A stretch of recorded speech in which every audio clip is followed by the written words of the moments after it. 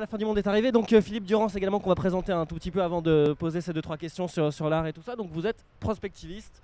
On a vu ce que c'était. C'est quoi votre champ d'expérimentation favori?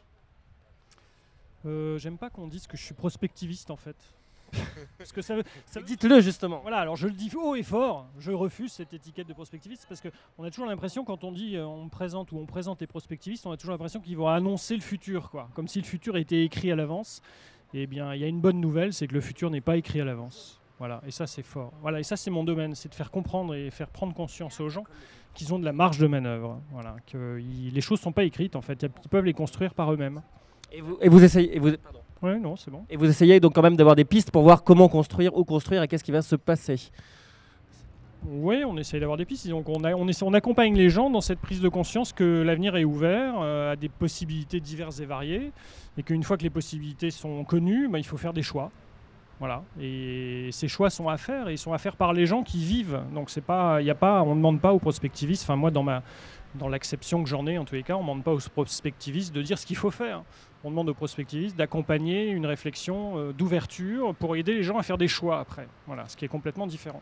Et on va avoir pas mal de choix à faire après la fin du monde. Monsieur le maire, vous avez une idée du futur et de ce qui va se passer après la fin du monde? Maintenant que tout est possible.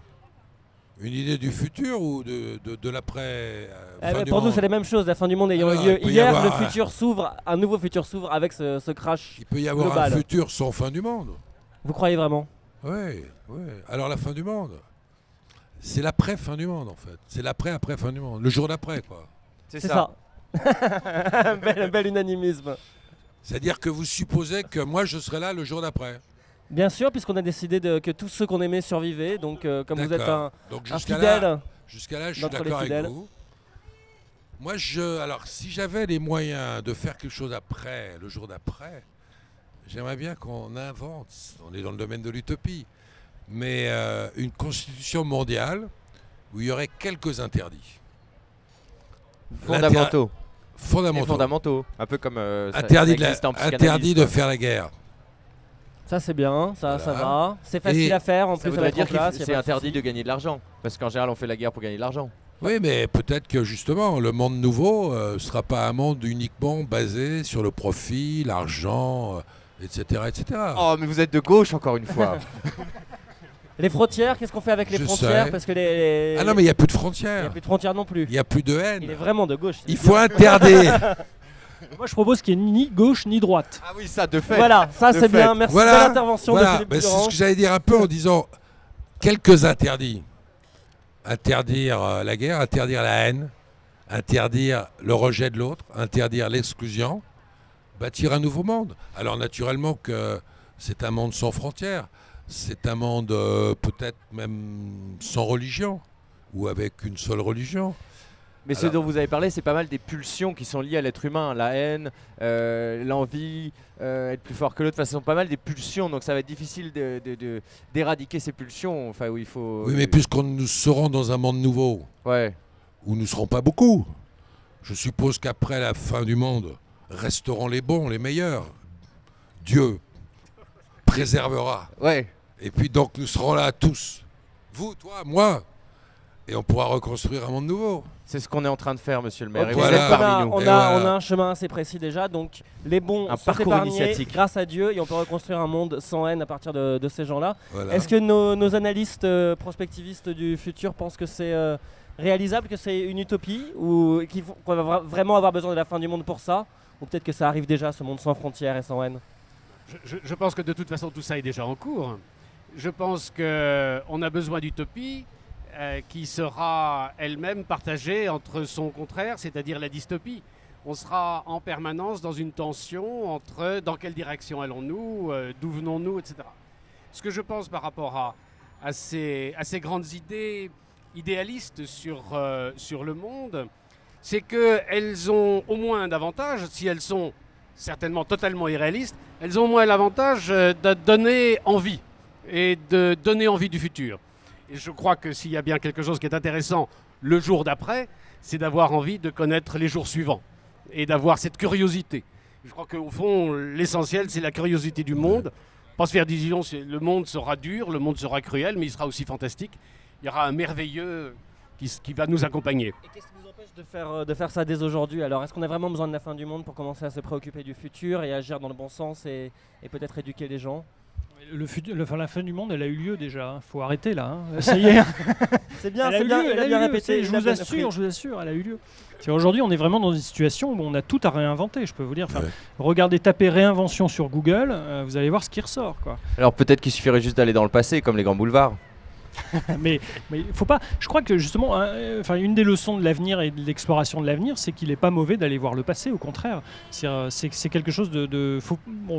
Je crois que quand on regarde les choses de manière un peu historique, on se rend compte que les hommes se posent toujours les mêmes problèmes. Ça fait des siècles et des siècles qu'on se pose les mêmes questions. C'est les hommes qui changent, et puisqu'il y a une manière, c'est bien de se reposer des questions. Les hommes ne changent pas forcément beaucoup non plus, justement. Non, ils se posent les mêmes questions, ils ont toujours aussi parfois la haine. Hein. Alors une question avant de repartir avec Julia May en musique. Hier j'étais assez dur avec la génération de mes parents, et je leur mettais un peu sur le dos ce qui nous arrive aujourd'hui. De s'être laissé peut-être avoir par le spectacle, par le progrès, par la vitesse. Alors ça, de toute façon, ne fais pas de bile, parce que ta génération à toi va connaître le même contre-coup. Mais non, il y a écrit partout que ma génération est responsable. Oui, donc elle est déjà en train d'en prendre plein la tête. Attends d'avoir des enfants, tu vas voir. Non, moi je pense que la génération de nos parents n'est absolument pas responsable. Il faut se remettre dans le contexte. La génération de vos parents, moi je suis un peu plus âgé que vous, c'est la génération d'après-guerre. C'est la génération de ces terribles choses qui s'est passé dans cette Europe. L'hitlérisme, je veux dire, on ne peut pas parler du siècle sans parler de ce qui s'est passé avant 40 et après 40. Donc nos parents, ceux qui étaient là après-guerre, je pense notamment à tous ceux qui, les juifs, les tziganes, les homosexuels, les communistes, les résistants, ont été pourchassés. C'était un nouveau monde qui se construisait à partir de 1945. Et peut-être qu'il y a eu cette volonté un peu non pas du profit, mais de bien vivre, parce qu'ils avaient vécu quand même des années que nous n'avons jamais vécues, nous, en Europe. Bon, autre part, il y a eu des génocides au Rwanda, mais qu'on n'a jamais vécu. Faut replacer les gens dans leur contexte. Hein. Moi, je crois qu'au contraire, nos parents, vos grands-parents, parce que pour vous, beaucoup plus jeunes que moi, ils ont été ceux qui ont aussi reconstruit l'Europe. Ceux qui ont su, n'oublions jamais ça, c'est une chose très frappante, ceux qui ont su quelques années après la guerre se réconcilier avec les Allemands. Enfin, ça a été très vite quand on pense à ce qui s'est passé. Oui. Et ça, il faut leur tirer un coup de chapeau. Parce que ça aurait pu durer 30 ans, 40 ans, 50 ans. Ce que vous êtes en train de désigner là, monsieur le maire, c'est vraiment la renaissance. Oui. Hein, c'est ce concept partagé aujourd'hui que l'on est dans une renaissance.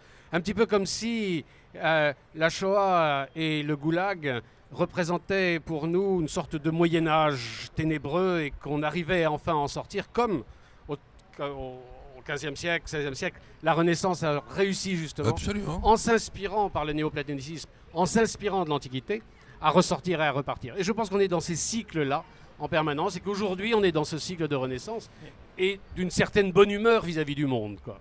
Donc oui, allez, c'est juste un dernier mot, ce qui est marrant, c'est que chauffe sont prêts à partir. En 45, ça a été la fin du monde. L'explosion de la bombe atomique, ça a été la fin du monde pour plein de gens. Plein de gens se sont dit, ça y est, on est foutus. On les a pas forcément entendus d'ailleurs, mais ça a quand même été. Donc on est dans une situation un peu similaire aujourd'hui. Donc finalement, j'ai l'impression qu'on a pas mal de bol avec cette fin du monde. Ça nous évite de reproduire ces erreurs-là. Il y a eu une explosion atomique dramatique en début d'année, et ça a contribué à ce qu'on tombe dans la fin du monde et que l'inconscient collectif y soit prêt. Parce que la Chambre Air se pose depuis le départ, comme émission post-crash, à se demander ce qui nous reste. Et c'était assez difficile à expliquer auparavant. C'est pourquoi cette année, on a plus de facilité, avec tout ce qui s'est passé, à dire écoutez, on est peut-être dans l'après-fin du monde, ou en tout cas il serait le temps de l'envisager comme ça pour prendre mettre en place des comportements qui aillent de l'avant ou qui soient justes, ou après les mots. Il y a certainement un truc fondamental qui change entre l'après 45 et l'après 2010 ou 11, c'est la référence à la technique. Enfin, ça a été très bien dit, après-guerre, après la Deuxième Guerre mondiale, le progrès venait de la technologie. Et alors, est-ce que c'est pas en début de siècle dernier... Attends, une dernière notion, excusez-moi. Est-ce que c'est pas au début du siècle dernier, donc au début du XXe siècle, qu'il y a eu un choc technologique, on a mis en place des nouvelles technologies drastiques? Je pense à la radio, je pense au train, je pense des accélérateurs énorme de déplacement et de transport d'informations. Et qu'est-ce qui est arrivé ensuite? La guerre. Et c'est peut-être là aussi, nous, on doit se méfier avec l'arrivée de ces nouvelles technologies et cette accélération. Est-ce qu'on ne va pas retomber dans une lutte de pouvoir avec ces nouvelles technologies?